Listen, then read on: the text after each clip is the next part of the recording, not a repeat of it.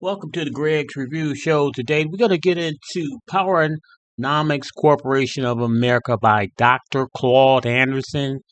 He talks about reparations for foundational Black Americans and that how it should be owed and that the debt should be paid.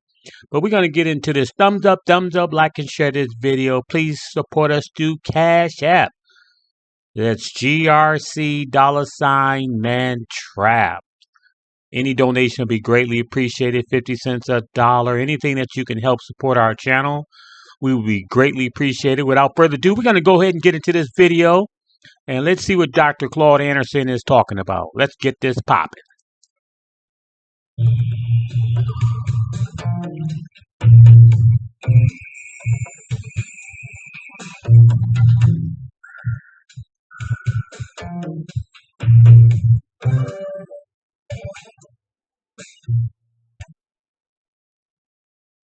So this morning, what we're going to talk about, I guess I can call it shampoo. Okay? Now, all of you know that when you're going to go down and clean your carpeting. You go down to the store, you get the machine, and you go in and buy a little thing called shampoo to clean the carpet. And what shampoo does is really, it takes the sham out and leaves the poo in. Okay? And that's what's been going on through history with black folk. They keep taking the sham out and leaving the poo in. So this morning, we're going to do a little shampooing, okay? And we're going to start off and take you right through history again, through a second segment of history. And we're going to start dealing with some of the issues about reparation. And everything I tell you must be taken in that context if you really, truly are going to understand the nature of reparations. That's the only way you're going to do it. You must understand the nature of it. And what it's saying is this. What I'm saying to you is that reparations is not a nicety. It's not something nice to have for black folk. It is now an absolute necessity. If you do not get reparations soon, black folk, as I told you before, are through. Reparation is not a nicety, it's a necessity. Now, I first wrote my book, Black Labor, White Wealth. That's what I was telling you then. That's been 7 years ago. When I wrote the first affirmative action plan in the United States in 1971 that Jeb Bush just killed in Florida, as you all been reading about in the paper. I wrote that plan in 1971 as reparations for black folk. And nobody was giving anything to black folk for reparations at the time, but it was killed off within 6 months. It was converted to things for minority, women, children, gay, handicapped, midgets, humpbacks, everybody else. Everybody but black folk. And it was diluted down and black folk got nothing out of it. So affirmative action was dead 6 months after I put it on the floor. But now they've been given the pretense that somehow they've had affirmative action all these years. And they haven't had anything for black folk. Black folk haven't gotten anything out of affirmative action. And so in a way, I'm glad that affirmative action is now dead. I want them to bury it, throw flowers, commemorate, let it go. And I want black folks to go to reparations. Because that's the only way. You got to have reparations. There's no other choice. You got to have reparations. And that's what I'm going to be talking about this morning. But also I'm going to try to show you in my little discussion with you is all the things I want you to be aware of, the tricks and the games. That's why I'm going to pick a certain part of history to show you the games. And you all take your little notes and try to remember these things. So when you see the same games reoccurring all the time, you know what the game is, what they're up to. And so that's what we be talking about, reparations for black folk. Now let's start talking about reparations for black folk. And let's pick a point. Let's take Juneteenth, since this is Juneteenth weekend, the Juneteenth celebration. Now, I talked to you earlier about the importance of culture. So we have to have Juneteenth as a culture process because we don't have any culture. And so you hear me criticize Juneteenth in a few seconds. It's not because I want you all to disassociate or discontinue celebrating Juneteenth. It's just I want you to do it in the right light, in the right tone, so you understand what the games are. It's just like if I were to start talking about Kwanzaa right now. So I don't want you all not to celebrate Kwanzaa because we have to have culture. We don't have any culture. The culture we used to have, whites stole it from you. All your culture has been stolen and exploited by everybody else. See, right now, your culture in this country, your major contribution would have been your genius. See, black folk have a genius for creating music, dance, language, slang. You see, art. And even the way we wear our clothes, that was our culture. But everybody has taken the exploit and gotten rich off it. Every time you come up with anything, they take it from you because you integrate. You see, one time, Dixieland music was black. You see, jazz was black. Gospel was black. Blues was black. Rhythm and blues, rhythm was black. Now they got your music. That is a $103 billion a year industry, and black folk get less than 1% out of it.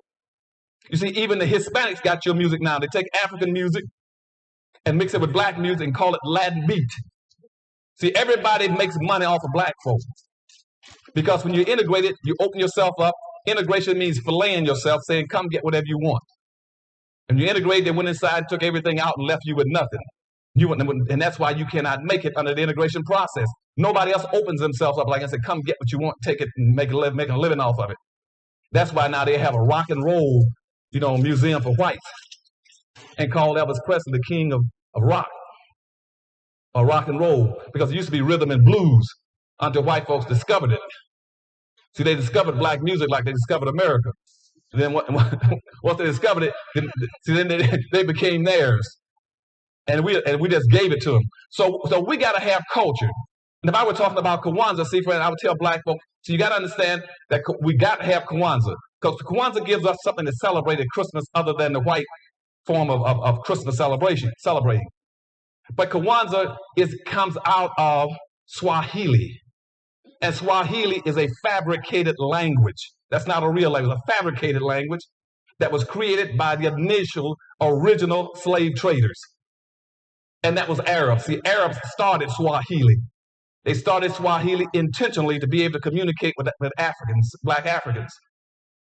And so that's a fabricated language. So if we talk about we're going to avoid the white man's language and run over to start dealing with Swahili and dealing with the Arab language.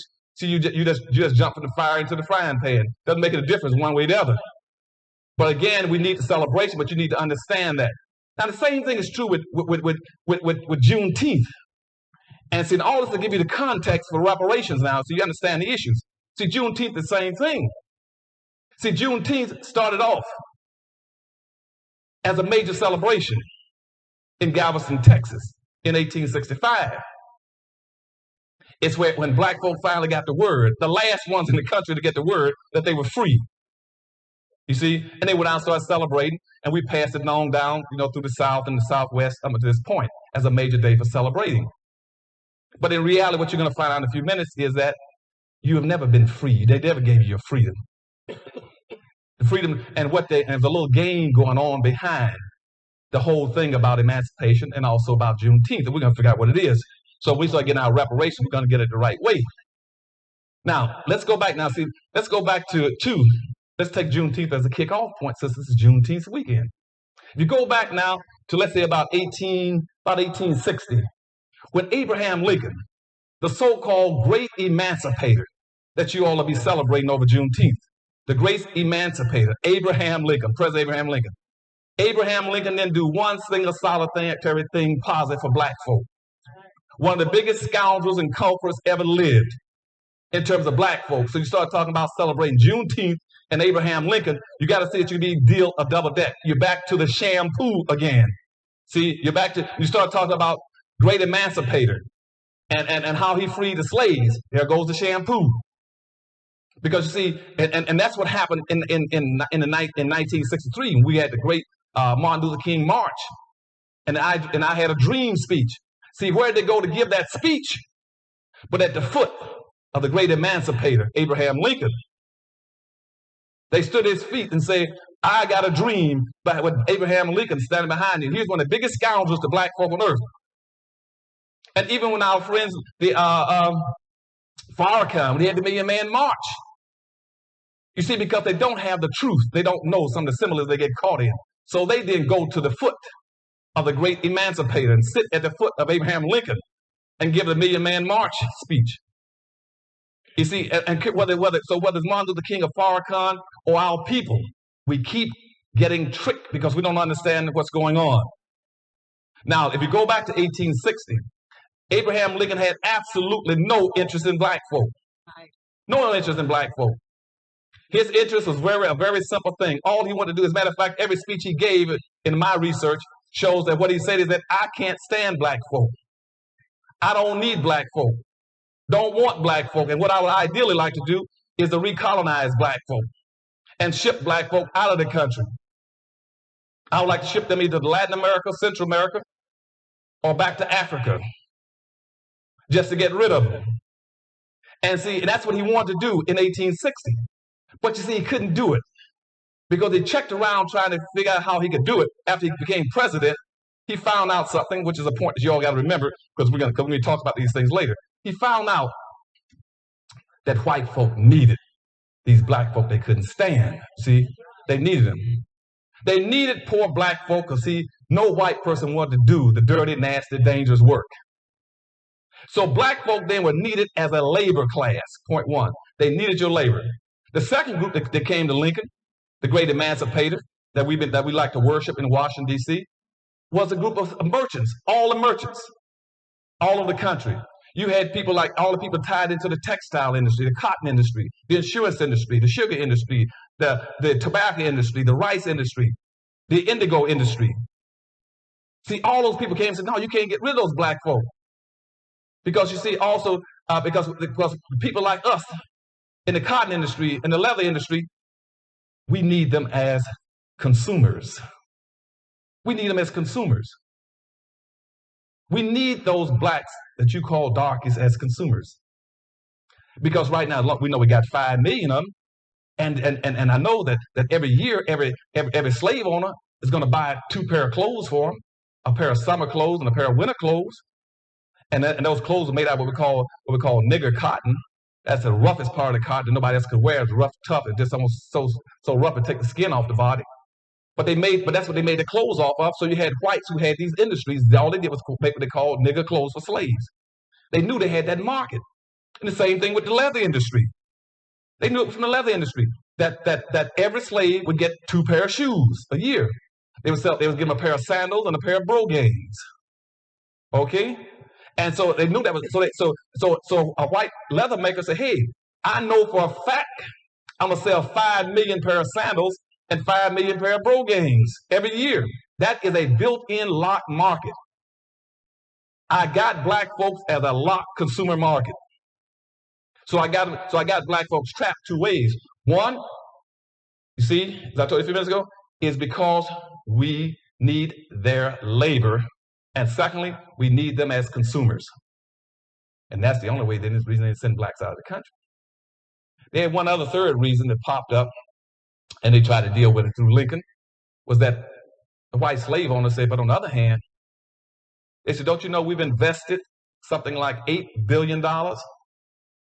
That we got more money invested in slaves than we got in all the businesses in the United States and all levels of government put together. The biggest form of investment in the United States was money invested in slaves. And they didn't want to lose that money. And so what Lincoln did to try to resolve that, he says, well, what I'll do is that let me give you all some reparations. And if I decide to send them out of the country, I'll give you some reparations. So he sent a bill over to Congress to give reparations to white slave owners, saying if you all were free the slaves, I'll give you reparations for it. And the only place they got it was in Washington, D.C., which in Washington, D.C. just happened to be the slave capital of the world at that time. And so in Washington, D.C., it went through where they awarded something like $300 for every black slave that was released by a white owner. And that was reparation for whites. Now the whole context is set. So people say, well, the war started now. What are you going to do with all these blacks? So we go from about 1861 to about 1862. Now remember I just told you these points now about they needed blacks for labor and consumer, and they wanted reparations. Remember those 3 points. Now, here comes 1862. In 1862, we're into a war, and the North is losing the war. The South is beating the devil out of the North. The South is beating the devil out of the North. There was no way that the North could win the war. No way they could win it. They couldn't win it for some very simple facts. Fact one, they couldn't win it because the South had all the wealth. The South had all the wealth. The North did not have any wealth. The North was a poor area of the country. They didn't have any money because, see, slavery, I just told you, you had $8 billion just in black slaves alone. And a white person in the South who owned the slaves had a massive amount of money over Northern. As a matter of fact, a white person in the South who had what we call a gang plantation, we used gang slavery, he had 400 times the wealth of a typical Northern white. A white man in the South with 2 slaves had more money than the average white male in the North by throwing his family, his home, his car, his wagons, animals, business, anything else, throwing together. That's where all your wealth was. A black person, a black slave was a walking American Express card. Every white person could make a living just by having one slave. All you do is put him up in the morning, send him out to work, and go back to bed, and wait for him to come home in the evening and take the money from him and get paid for it. It was called rent a slave. They buy slaves and rent them out to other people up and down the road to use them. So everybody understood that was the name of the game, is that you got to have and own some black slaves. Now, so what we did, and so by the North couldn't win. So the North said, we got to have a plan. We got to have a plan so that the North could beat the South. Now, see, nobody's talked about freeing any slaves. Don't y'all get off on the wrong point. Nobody's talking about freeing any black folk. So now we're up to about 1862. All of a sudden, a couple of generals around Lincoln said, look, we're losing this war. We're losing the war. We're getting the devil beat out of us. What can we do? Lincoln said, I don't know. They said, I'll tell you what, we got a scheme. Why don't we play some games, play some trickery? Let's use a little shampoo. What we'll do is, let's turn around and put out the word that you're going to free the slaves. You put out the word that you're going to free the slaves, what would that do to the South? See, first of all, that would create all kind of havoc for them. Because you see, the reason they're beating us is because they got 5 million blacks there on their team in the South. You got 5 million black slaves in the South that are taking care of the white families, taking care of the yards, the garden, the food, the white families, protecting them, feeding them and clothing them, and doing all the work while all the white men out fighting the war. Are y'all following me? So the South is using blacks to build the highways, the bridges, the railroads, to run the wagons and hold all the supplies, to work in the factories and the mines and the timber yards, to build the bridges, being done by black folk. So that way all the white men in the South would go out and fight the war. So at about September the 22nd, about 1862, that Lincoln then announced his intentions of freeing the slaves. He said, I'm going to free the slaves. Let's see what the South would do. And then the general said, well, let's not put out anything in writing until we get a major political victory, whether it's Vicksburg or Gettysburg or something. And then we got something really to piggyback on and announce that you're really going to do it. And so that way, and if we go ahead and do it, maybe that'll really be a big incentive. So that was in about September 22nd, 1862. The word went out. The South was very leery about whether or not the North was going to free these slaves. And so then come about January the 1st, 1863, he then says, well, what we're going to do is that we're still losing the war, so let's then just wait. And so they decided to wait, so let's wait a few years because they're losing the war. But the generals had picked up the fact that he was going to free the slaves. So a guy like General William Tecumseh Sherman, he's then now fighting in the South. So he says, well, I'm going to take that up and follow through with it. Let's go ahead and do it because I'm a general. I'm fighting down here, not the president. I'm fighting. And if we can destroy the South by tricking them and thinking we're going to free the slaves, let's do it. So then he came up with this whole thing about let's take the land, all the confiscated land, and the property from these white plantation owners. Every time we take over a plantation, let's take it. Now let's take them and divide it up and give 40 acres and a mule to every black. And let's give every black 40 acres and a mule. And that way, even if Lincoln hadn't moved, we can still do something to devastate the South emotionally. And so Tecumseh Sherman then says, now all the land I take from these white plantation owners, I'm going to give it to black folk. And he goes on and sets aside a long strip of land running from Charleston, South Carolina, all the way down to Jacksonville, Florida, and all those islands off the coast there. He says that's going to belong to black folk. That black folk are going to own all that land from South Carolina all the way down to the top of Florida. And they're going to own all the islands. He said, I'm going to give that to them. And as soon as he set it up to do it, guess who called him in shortly after that, maybe a few months or a year after, whenever he started, maybe about a year after, because a lot of blacks got over there and got the land. A lot of blacks did get on those islands. If you go, and some of those islands that you all go there and watch now was like Hilton Head. See, Hilton Head Island was all black. See, blacks went over there and got Hilton Head. And some of them got guns and said, you ain't going to take nothing from us. And also John's Island became all black. And also Amelia Island off the coast of Florida, Jacksonville, Florida, became all black. But see, nowadays they're no longer black because whites have taken them back now and made them into luxury islands for whites. But blacks took those islands, all up down that coast, and took that land under Sherman's order, about 40 acres and a mule.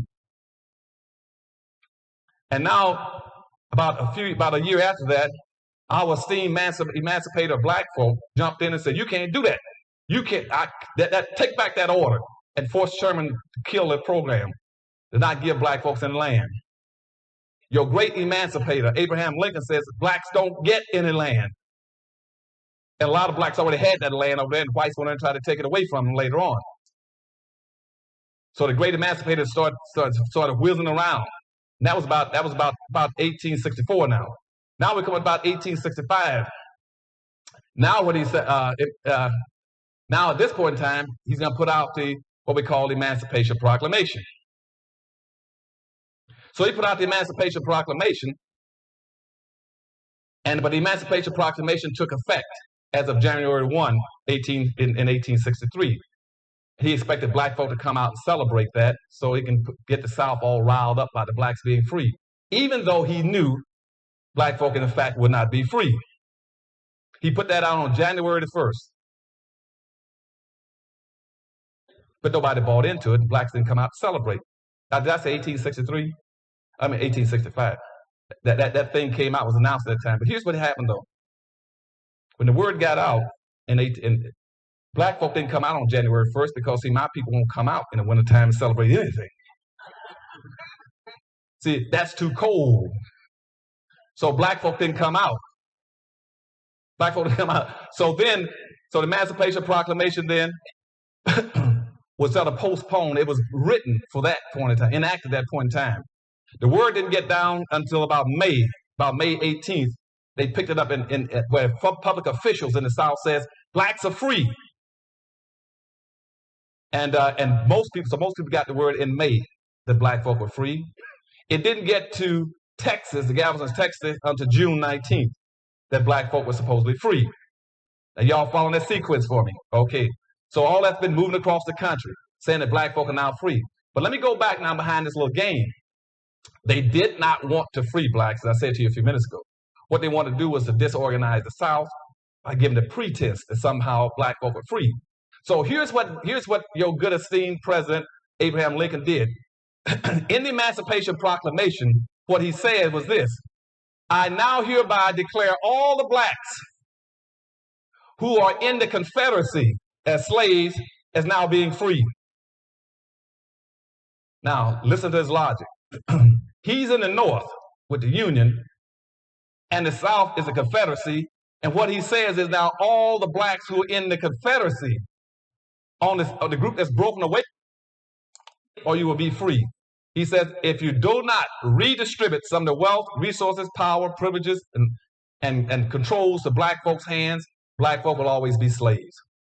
Now, this was said before the Congress in 1865. Stevenson and Sumter says, you cannot turn black folk loose in this country. You cannot turn loose 5 million black folk, penniless, broke, no land, no clothes, no food, no animals, no land, no weapons, no tools, and no money, and say they're free.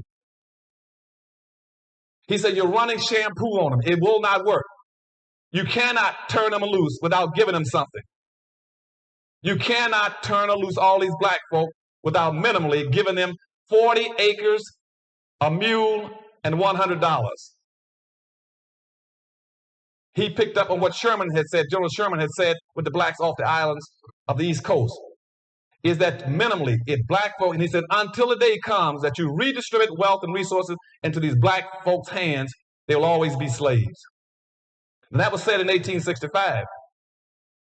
Now, based on that, they then turned around and wrote the first civil rights law in the country. It's called the Civil Rights Act of 1865.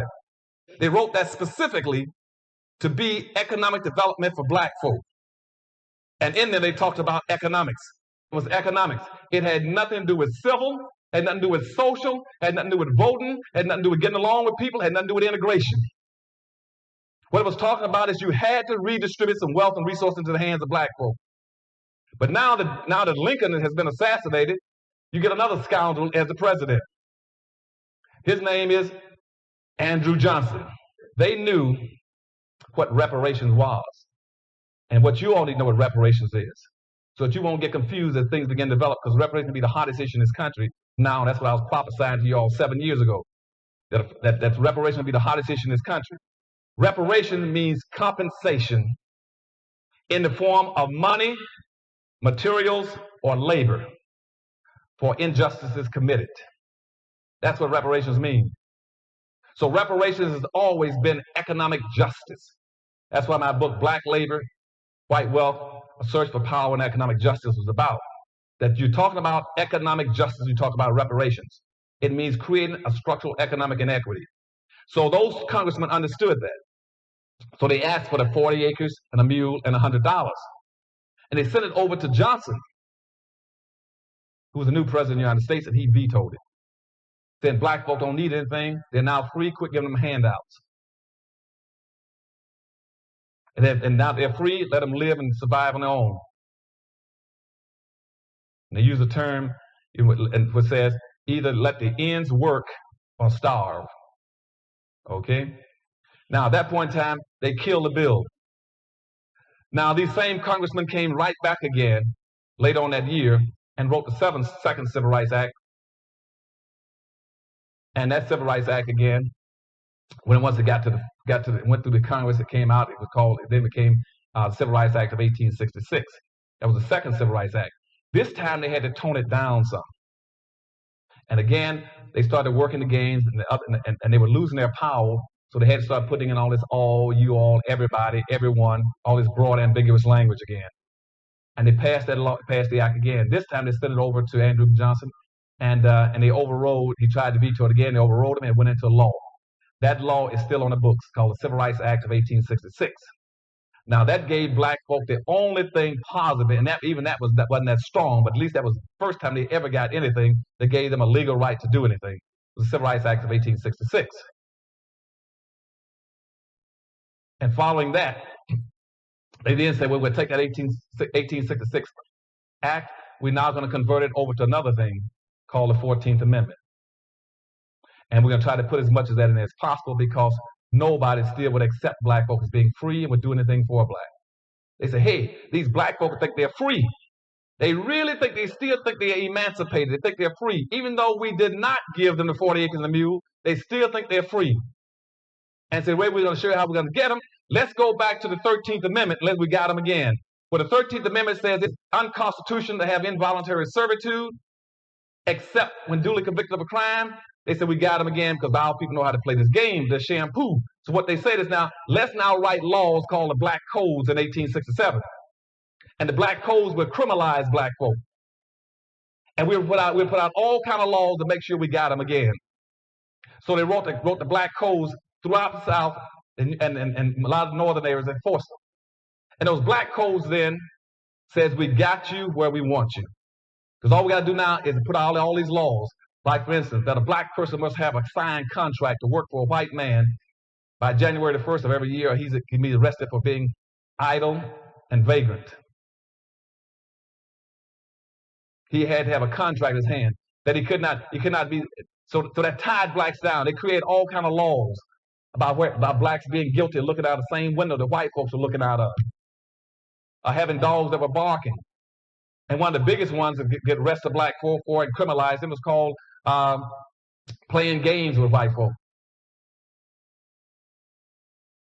And so when they started that, now this set up a whole new system of things. They passed those laws. And so blacks didn't get the reparations. No reparations come yet, because they still shampooing everything. So now what the North says, hold it.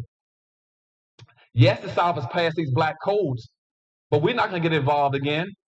Because right now, whites want to re-enslave black folk. Why should we get involved? They said, we got what we want. We fought the Civil War. And all these things I mentioned to you are important now when we start talking about reparations. So watch me now. We fought the Civil War. We didn't fight the Civil War for black folk. We fought the Civil War for the North. We fought the Civil War so that the North could take over the wealth of the South, and so they could industrialize and build industries and factories. We fought the war so the North could build factories. We fought the war so that we could whites had control of the Congress. Another thing about the 3/5 of a human being, whites were using that to control the Congress in the United States by counting blacks in the census, but not letting blacks hold in the political office. So whites got the benefit of saying, I represent all those blacks even though they can't vote. And so whites were controlling the government. So that's what the North was fighting the Civil War for, was to take away the wealth and the control of the South, power of the South. And so what the North says then is that you all can have those blacks now. If you want to do the black codes, fine. I don't care. They want 40 acres a mule. We're not going to give them the reparations, 40 acres a mule. And so they said, what we need now is some kind of an instrument to make sure that we need the South to be redeveloped. We got to redevelop the South, but we can't do anything to help black folk, and we don't want to hurt the North. So how do we do it? And people say, well, why do you need black folk? They said, well, we still got to have black folk to pick this cotton. See, we still got to have somebody to pick the cotton. I told y'all, we still need that black labor. We still need black labor. Yes, they are so-called free on paper, but since we didn't give them the 40 acres a mule, they're still not free. We still need them. How can we use them? And so they said, we got to create an instrument that would keep black folk and yet get them, and we still need the cotton. So what they did then, they created something called the Freedmen's Bureau in 1868. The Freedmen's Bureau is what later on created all of our black universities. And what they did, they took the Freedmen's Bureau and set up a special commission that would go around through the South and supposedly, in quotes, to help black folk. And the Congress appropriated some monies for them. And what they were supposed to be doing then was trying to give black folk a little bit of food, a little bit of so-called minimum welfare, and to help them prepare to be free.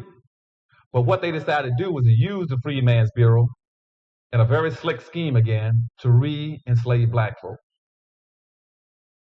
And what they did then is they came up with a whole scheme saying we still need black folks' labor. So the Freedmen's Bureau then set up a thing called a contract system, where they drew up a little contract, which if a black person signed it, it tied him to the first spot. See, nobody put his name in the first spot with an X and tied him into the white man at the South. Okay? And the Freedmen's Bureau went all throughout the South, said they're going to do it in such a way where because the whites in the North needed cotton. Still needed cotton. Even though they destroyed the South, they moved all those factories and all the cotton from the South to the North. And now the North got all the plants in the South, and they needed factories. At that point in time, in the late 1860s, over 60% of all this country's export and wealth was in cotton. They were still shipping cotton out. And they need to sell cotton because like England was buying something like 1 billion pounds a year. And they needed that cotton, but they didn't, and they could have solved a racial problem at that point in time by just simply saying, if we need cotton and we need cotton production, why don't we get the 40 acres and a mule to the black people and let them raise the cotton and buy it from them? You know, if the country needs cotton to survive, because that's our major industry, why don't we give land, mules, and money to black folk, let them raise the cotton and buy it from them? And see, the racism in this country was so acute and so strong, they said, don't give them anything. What you do is to go around and sign up the contract and make them work for whites, and we'll buy it from whites. And almost every state in the United States then passed laws saying that black folk couldn't even raise some of this cotton and tobacco. They took the Freedmen's Bureau in 1868 and said, look, what we're going to do now is that we got to figure out a way not to give these black folk 40 acres a mule and no reparations. They said the Freedmen's Bureau said, go get them to sign contracts. Because yes, we can go give black folk 40 acres a mule and still get our cotton, but we don't want black folk to have any wealth and power. No wealth and power for them.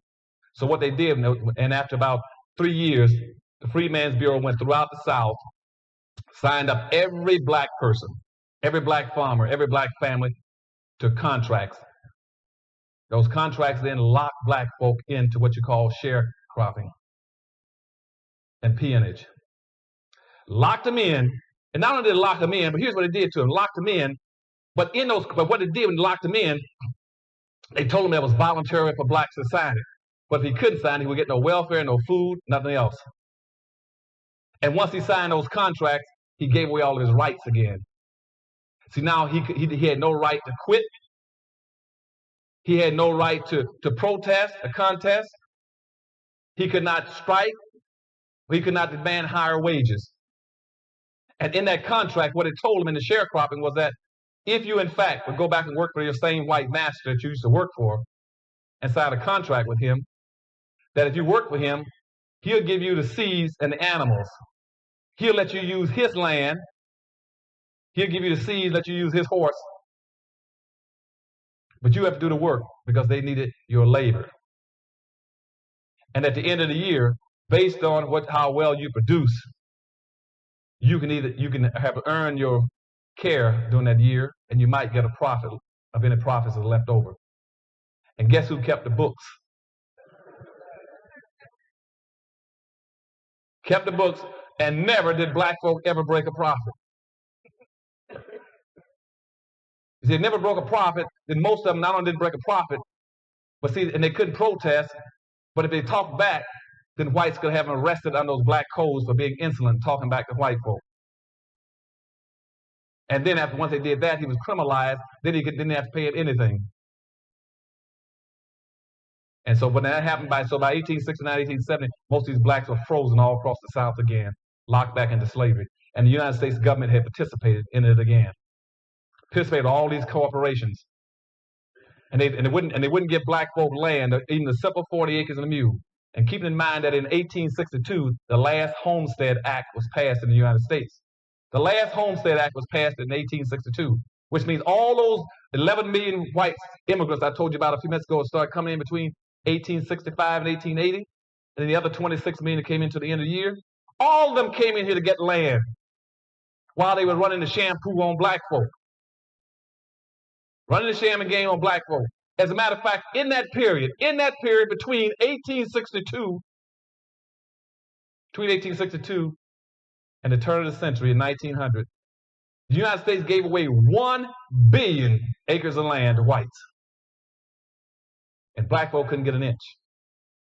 Black folk did not get 1 inch of that out of 1 billion acres.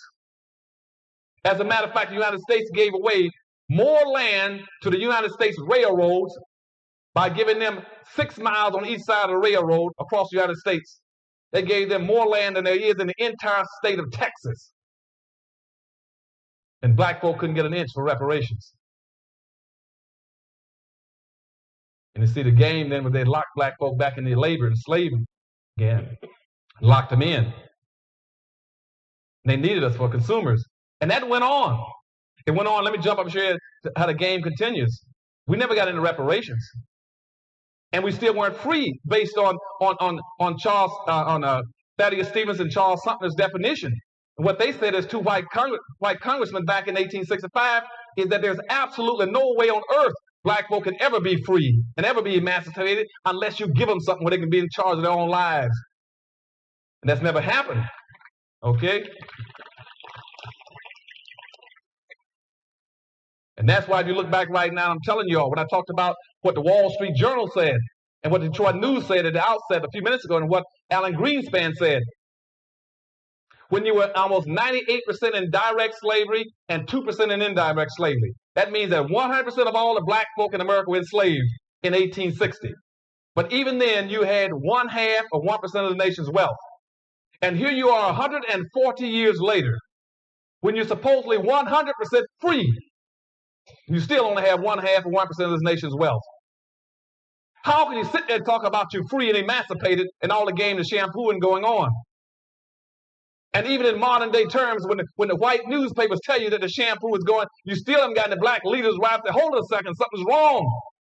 You can't keep tricking my people.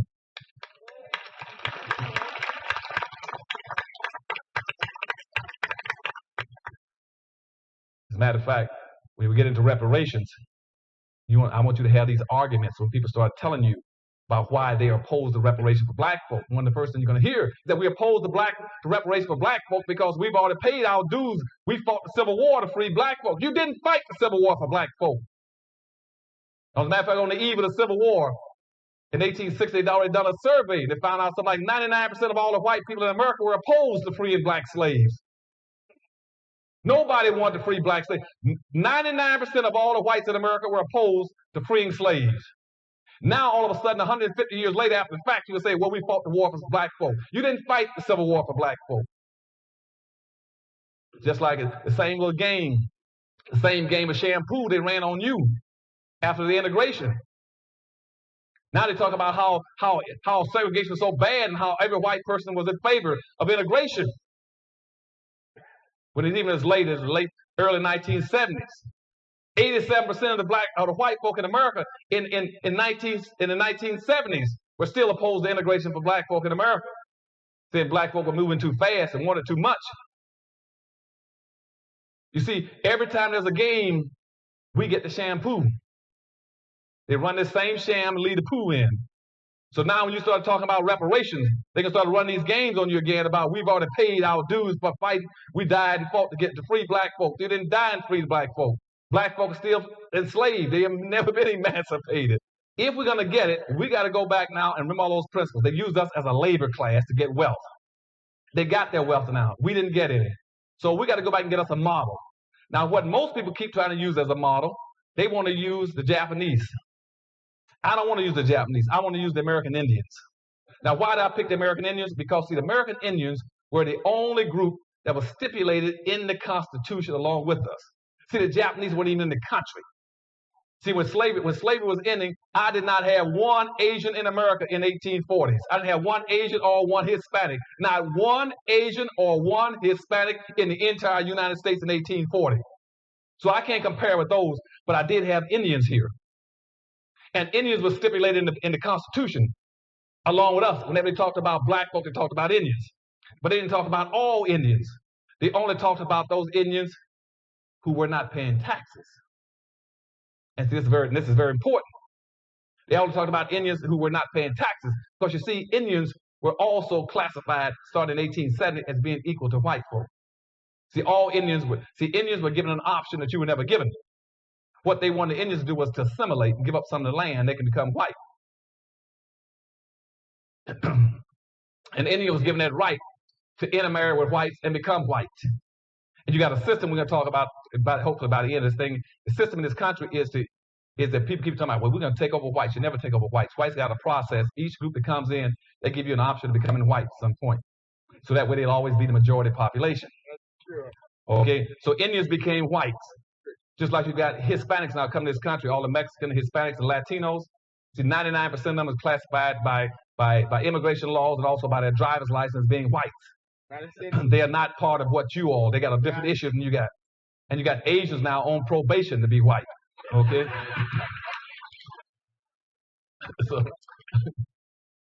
So what we're going to do then, we're going to go back and track the Indians. That's the closest thing we can track in terms of reparations. Now, how did the Indians get over and get some of the things they're getting? Indians got slick. Even though the Indians were not quite as bright as black folk were, they were slick. They didn't get the shampoo that we got, okay? Now, what did the Indians do? First of all, nobody ever said any place in the Constitution, any place else on earth, that Indians were a nation. Nobody ever said the Indians were a nation. What was happening in the country during all the period we were talking about during the enslavement process and all the things in the 1860s, what was happening is that they were fighting Indians at the same time. All the way back when Abraham Lincoln was coming in playing this little game with black folk, they were now fighting Indians. But the difference was that you had the United States government, the federal government fighting Indians. The federal government was responsible for protecting white folk. And so therefore in the Constitution, when every time they mentioned the word Indian, it was only talking about Indians because the government had to fight Indians. The Department of War had to fight Indians and protect the citizens. So Indians were stipulated for those reasons. The rest of the Indians who went onto a reservation, they didn't have to pay taxes. But any Indian who was not living on a reservation, he had to pay taxes like everybody else. So that's how they divided the Indians between those who lived on a reservation and paying taxes. Those who lived off did pay taxes. But Indians always had an option. They didn't all have to live on the reservation. They could go either way, one way or the other. So they set up this situation where Indians then were being controlled or fought by the United States federal government. So Indians in a special category. Now, here's what happened. After the Indians lost most of the battles in the country, the federal government was still dealing with them. They lost, but they lost. So they tried to put most of the Indians on reservations. And they said to the Indians then, you are now basically a weak people. You've been a beaten people. And so the Indians said, well, as a beaten people, and we're on the reservation, what we're going to do, the first thing we're going to do, unlike those blacks over there, unlike those black slaves who just came out of slavery, we're not going to be like them. We're not going to be as foolish as they are. What the Indians say is what we're going to do now is that since we've lost our land, we're going to first of all lay a claim against the land. So Indians laid a claim against the land, saying that all the land in the United States originally belonged to us. We had a natural right to it. So we know we didn't have any legal documents or any deeds showing we owned it. We have a legal claim to the land. So as a legal claim to the land, therefore you took it from us, you owe us. So what the claim was based on what they call natural rights. Indian says there's a natural right to the land because we were the first ones here on it. Even though in fact they weren't not the first, it was black sheep before those guys got here. But we don't talk about that today. Black sheep were here about 11 to 12,000 years before the present day so-called Asian Indians came here. Blacks had been here already. But they said that was their land. Okay, so therefore they called natural law to lay claims against the land. So that meant they tried to impose an indebtedness on the government. Now blacks over here who's coming free after slavery with the shampoo on them with Lincoln. See, they thought we don't want anything. All we want is a chance to compete. We want equal opportunity. See, now Indians laid claims. All black folk wanted was an equal opportunity. Okay, then the Indians turned around and said, we want to be into a trust relationship in the United States. So they set up called a doctrine of trust for Indians, which says, since we are a weak and powerless people, since we don't own and control anything, then since you all beat us and you've misused us and own us now, then you owe it to us to take care of us. You see, you said you owe it to us to take care of us. So they call it a doctrine of trust. So the Indians then created a doctrine of trust so the United States government would take care of them. And as a result of that, see, then they could get free land, free labor, free medical care, free education, free casinos, okay?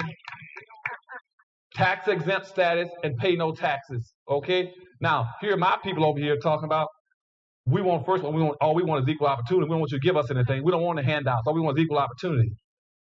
Okay, the first thing. Secondly, where Indians they said, we are powerful, strong people. We don't need anything. Where Indians said, we are weak, take care of us. Then over here, Indians then said, we don't want to mix with you all. We are a separate people. We want to stay to ourselves. What we want to do is declare ourselves a nation. We're going to declare ourselves a nation, and we're going to write our own constitution to take care of our own people. Now, go back over here to these ones that are being shampooed, see? What they want to say is, we want to be a part of your constitution. We want to move into y'all. You see? And they never once have ever said that we're a nation. And started developing some kind of a constitution or a national plan of empowerment for ourselves like the Indians did. That's why I wrote this new book I got come out called Powernomics. That's what it's about. Saying, for once in your life, quit being shampooed, wake up and smell the coffee. So I wrote that one to say now, like the Indians, we're going to be a separate nation. We're going to be a nation of people just like Indians are.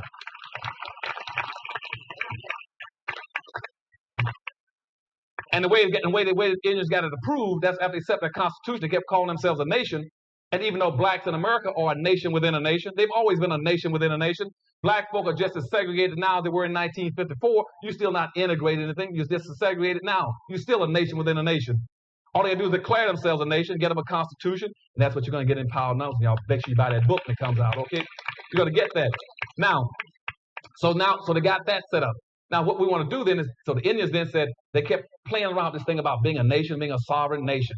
Called themselves a foreign nation because they had to deal with the federal government because the federal government was protecting the citizens.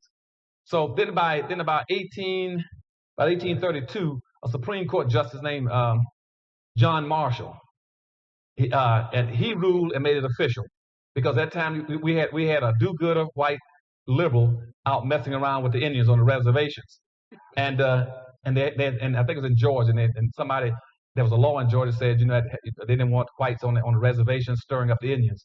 So the whites arrested him, put him in jail, something like this. He appealed and they sent him to something like 15 years imprisonment. He then appealed and went to the Supreme Court. They got in the Supreme Court in 1832. Chief Justice Marshall ruled and says that that the Indians are a separate nation. He picked up that rhetoric that Indians have been pushing about being a separate nation.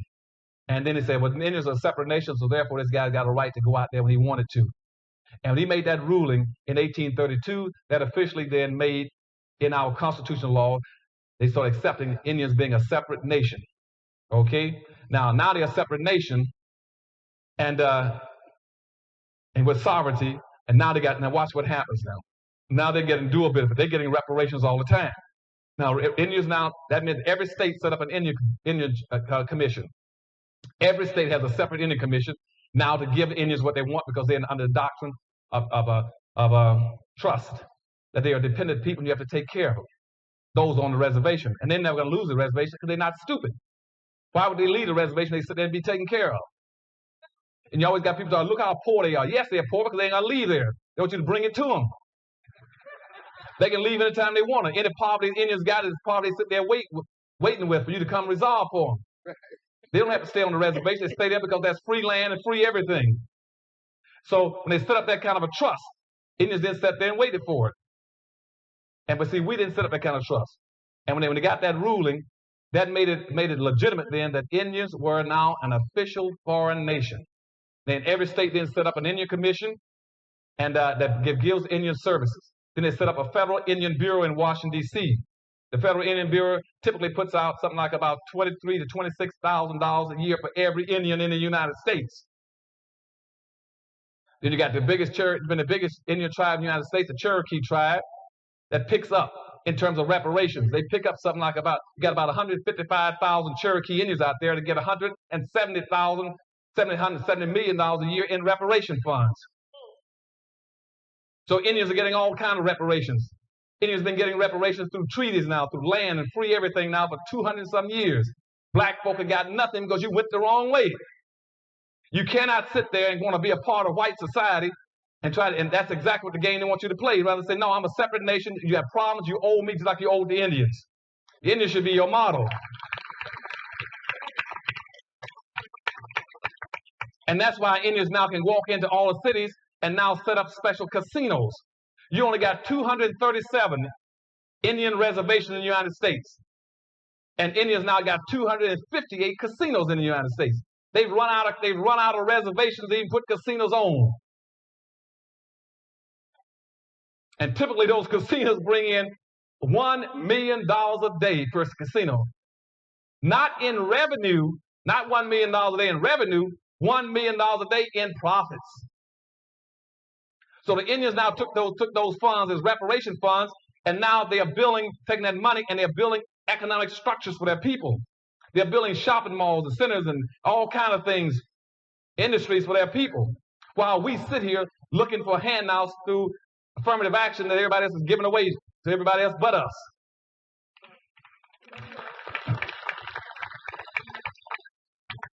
Even make it worse than that. We sit here trying to be independent and arrogant, pretend that somehow we can compete with white folks with nothing.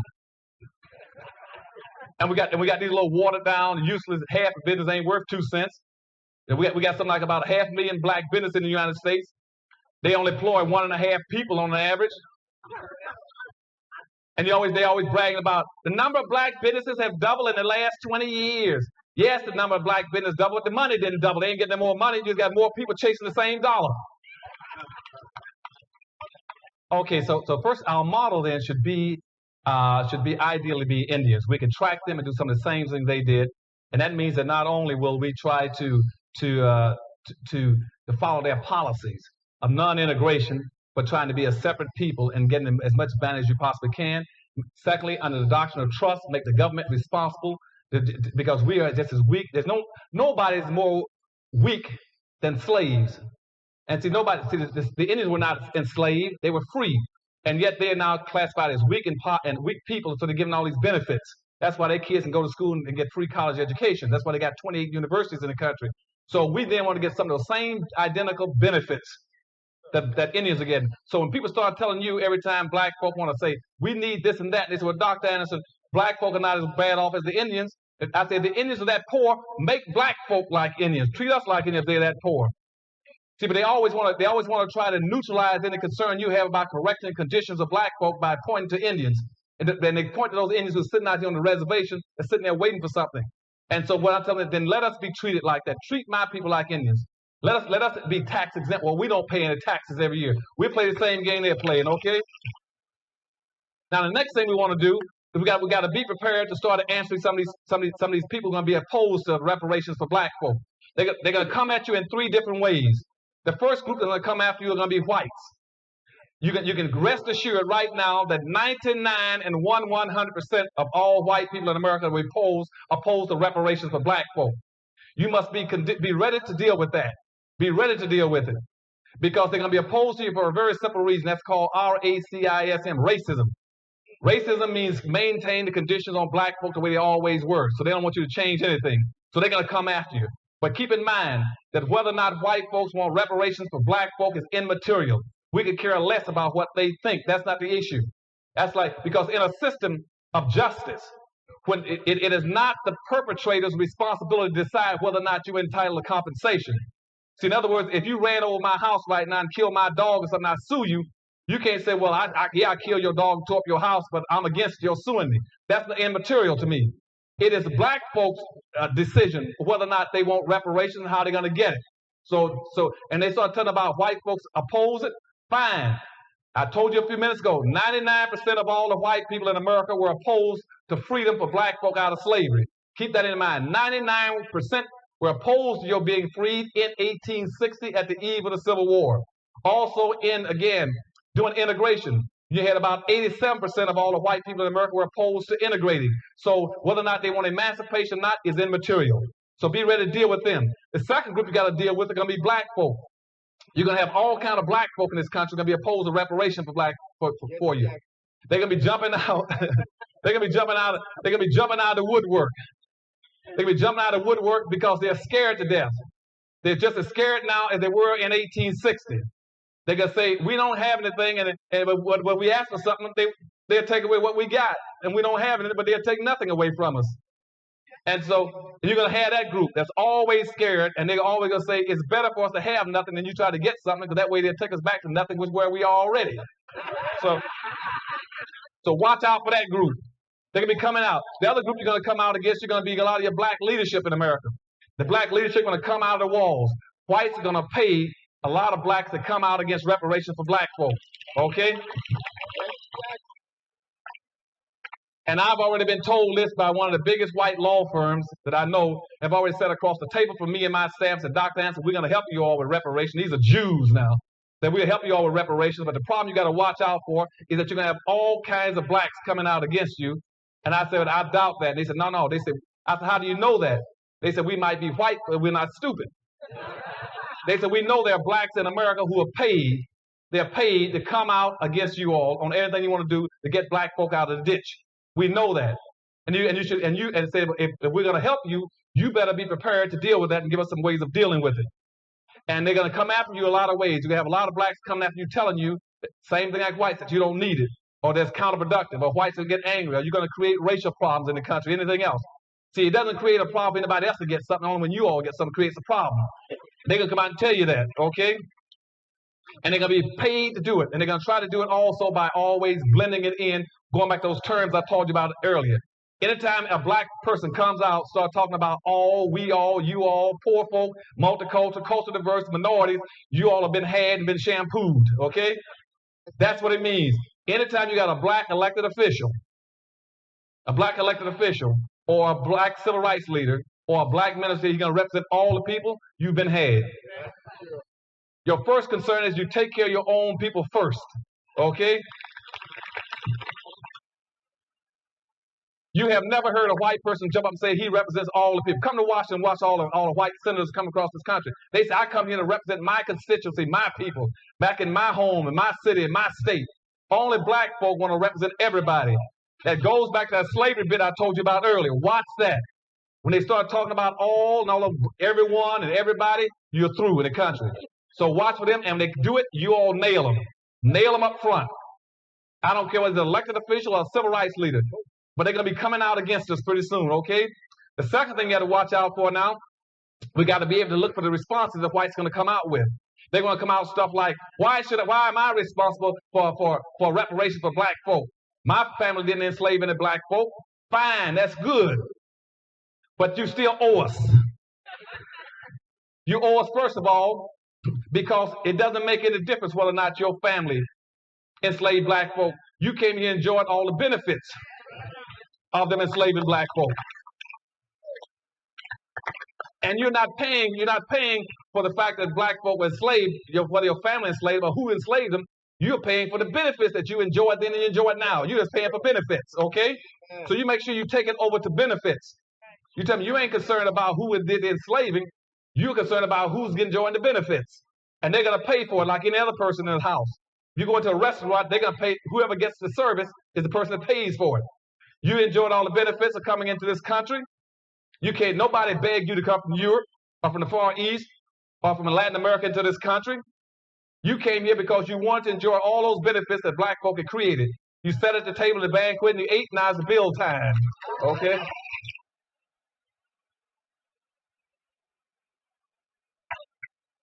You're gonna run into some groups and be telling you stuff like, well, Dr. Anderson, why do black folk deserve reparations in the first place? I mean, look at Jesse Jackson, and look at Michael Jackson, and look at Michael Jordan, and look at Oprah. They got money. You got to understand that wealth and income is totally different. Do not let anybody try to put down black folk by pointing to a few blacks that got income. Those few blacks that got that kind of income, I can put in one cab in LA and take them in place I want them. You know, they do not represent black folk in America. You know, I'm talking about all the poor blacks, all these blacks that don't have anything in America. You understand what I'm saying? Right now in America, a Hispanic or Mexican with a $3,000 a year income and can live as well as a black in America with a $40,000 income.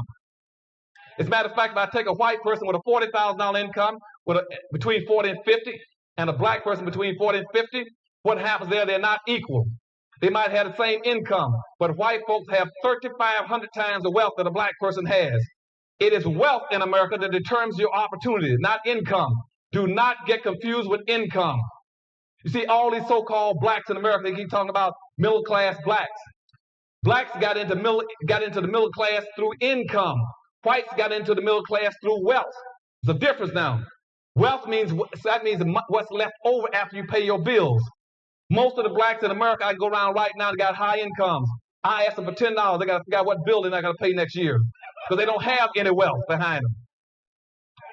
And for the sisters again, let me tell you, sisters that keep getting hung up on this gender issue instead of your blackness. If I were to take that in terms of wealth, for instance, a white woman in America who heads a family, like they're talking about female-headed families, a white female is totally different from a black female. What a white female has to treat her family off of a white female-headed household is $1.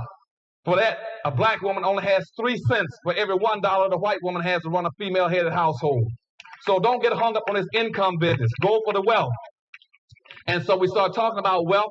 Tell white folks, and the white folks say, well, Dr. Anderson, what about the fact that reparations will set an ideological precedent that'll be bad for the country?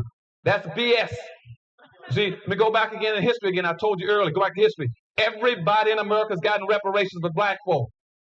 Now, let's go back to the earliest form of reparations. Indentured white servants got reparations. Every white person that came to America as a white indentured servant, he signed a contract for 5 to 7 years. And at the end of that 5 to 7 years, he got animals, land. It was called freedom of dues. He got freedom dues, was land, animals, money, weapons, tools, and clothes. That was called freedom dues for white indentured servants. Now, all the other whites in America, in the South particularly, got reparations after the end of the Civil War. I just talked to you. I'm going to tell you, let me go back and refer back so you remember this stuff now.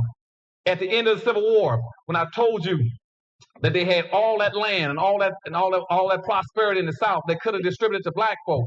They chose instead through the Freedmen's Bureau to give all that land, all that resources to whites. They wanted to rebuild the South. The government, the Northern Union, put all that money into redeveloping the South and gave it to whites and back to the plantation owners. So white people all got reparations again for that. Also in Washington, D.C., Lincoln passed through this bill to give every white person $300 for freeing his slave. He got reparations. Now, Indians have gotten reparations. Now, let's go to the Jews.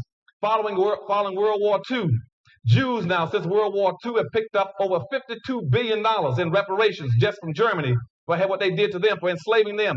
I told you earlier when Roosevelt was talking to Hitler about using free Jewish labor, then the Jews now got compensated for that, for what Hitler did to them.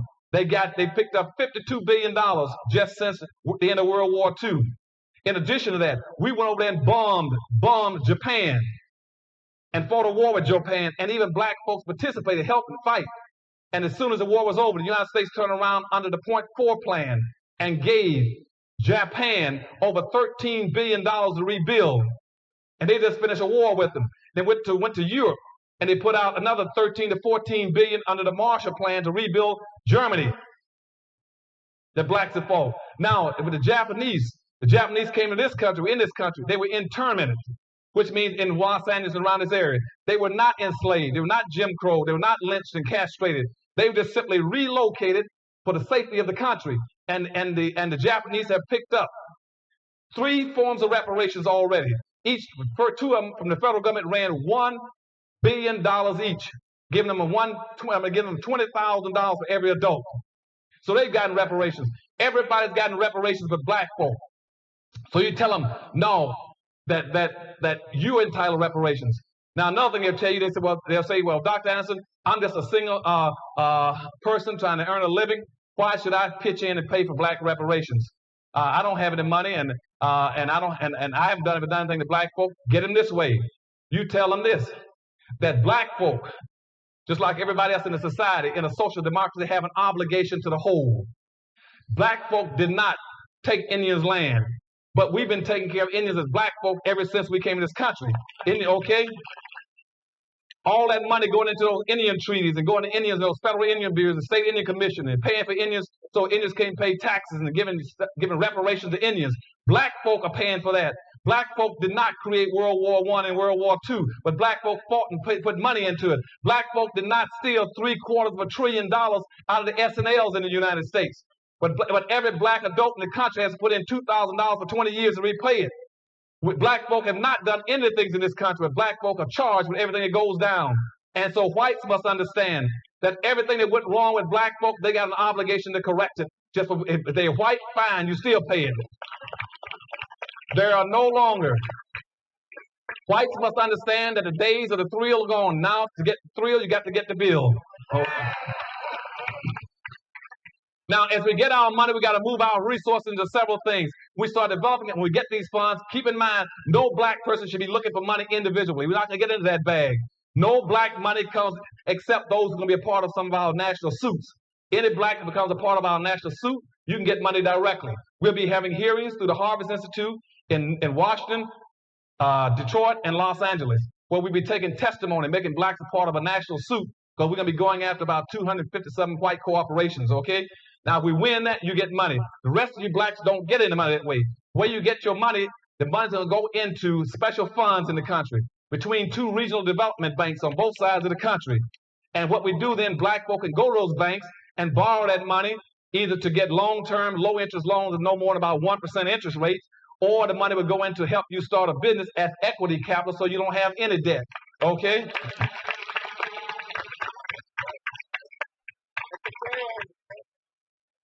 The other thing we do, we take that money and use a lot of that money to set up a special fund also to go back and recapture our black colleges and bring them back home so they can take care of their original business, okay? 3, we're going to try to take our money to go back and rebuild our black communities and try to put the infrastructure, repairs them and improvement of the looks of them. And also we're going to try to take that money for black communities and build factories across America. There are industries we can take and build businesses to be competitive. We're also going to take our power that comes with that and try to set up special exempt status for black folk in some of these ghetto areas. We got ghetto lands. Those lands should be redistributed to black folk. You got a lot of state-owned land, federal land, and ghetto land, and abandoned land in these black cities that don't belong to anybody. We want a land redistribution program. Black folk were never involved in the homesteading acts in this country. All that land with the white folks. We want to get our land act together so we can get some land. And also what we want to do is to be able to help black folk. We want to also take some of that money comes to us. We want to set up a special kind of an organization like the Harvest Institute. It may even be the Harvest Institute that will go around this country and act just like the Jewish Committee, the National Committee, Jewish, which says we will watch and monitor exactly who's coming after black folk and bothering black folks so we can protect black folk. But I can go on and on to tell you, what all the things we're going to do, but Harvest Institute right now is about the only think tank you got, the only thing that's representing black folk in this country. We don't mind being black, even though all of our black entertainers and black athletes are Dr. Anderson. What's the Harvest Institute for? I said, well, it's black folk. That's what does it do? I said, help black folk. It's who's running it. We said black folk. They said, ooh, too black. I don't know how anything gets to be too black when nothing is too Indian, too Jewish, or too white. You see, all white people in America have their own communities, their own churches, their own business, and their own schools, and nobody ever says something is too white. But the minute you start to help black folk, it's too bad or too black. And so we're going to deal with all those too blacks too, okay? But the last thing I want to tell you about this is that we're going to come together as a group. We need your support in this country, and it's a new day for black folk. We're going to go after reparations, no more affirmative action. We're going to go as a team. Whether you like it or not, God has arbitrarily assigned you to a skin color team. And regardless of how much money you got, I love you, but regardless of how much money you got, it doesn't make any difference. How much education you got, it doesn't make any difference. Because if your team loses, everybody on that team is going to lose and go down with it. And you got to operate as a team. Everybody else operates as a team because, why? Because racism is a team sport. Remember that. Racism is a team sport. You cannot get in the game playing as an individual. You can only play as a group. I want you all to stay together as a group, and we can make it as a team. And a person tried to point this out. Our dilemma and our problem back in 1840s. It was Harriet Tubman. When she came up north, they tried to give her a reward and citation for having fought for black folk. She stood up before the audience, and they said, look, Mrs. Tubman, you've done a magnificent job. You're going all over this country for years, bringing back hundreds of black folk to the north, to the promised land. And how do you feel about that? All those trips into the dangerous South to bring back blacks to the hundreds of blacks to the north. She said, I could have brought back thousands of those Negroes that don't know they were slaves. And the same thing was picked up. We got all these blacks in the country that don't know that they're in trouble. And now, and this point was picked up again by G. Carter Woodson in 1933 when they asked him, said, what's the future of the black race? Why can't black folk get out of this dilemma and out of this problem? He said it's almost impossible to get blacks out and save black folk when all those blacks who are in responsible positions that should know better keep doing everything they do can take black folks backwards. Okay? So what I'm saying to you, we love you. We're going to come together as a team. We're going to do it. And we're going to do it first through reparations. And the Harvest Institute will be conducting these hearings all over the country. I want you to come forward and try to help us. But more importantly, we cannot do it if we don't have the money. If we don't raise enough money, we can't do it. Now, that puts a special burden on you all in Los Angeles because you all are about the strongest, most aggressive, most sensitive, committed blacks we got in the country. You all got to figure out how to raise money for the Harvest Institute and do it fast so we can have those hearings. And what those hearings are going to do is collect all that data and information. We're going to store it. Then we're going to analyze it, all the tapes, everybody who comes forward and says, my mother lost the land here, they killed my daddy doing this, whatever it is. We're going to have all those records in one place. Then we're going to go through that and we're going to sift out the information and come up with the legal justification and the financial justifications so we can go forward with legal action all over America to try to get reparations for black folk that might equate to about $500 billion, okay? So we're going to do it. But you all got to help us do it. Without you, it won't happen. I could spend much more time telling you about the things we have to do in reparations, but more important, remember one thing. Reparations mean making whole, bringing to a good, productive condition. When you're repairing something, that's what we have to reparations. I love all of you. Take care.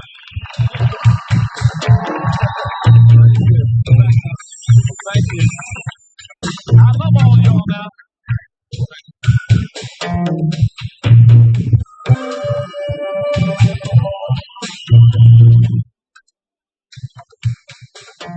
I'm not not surprised.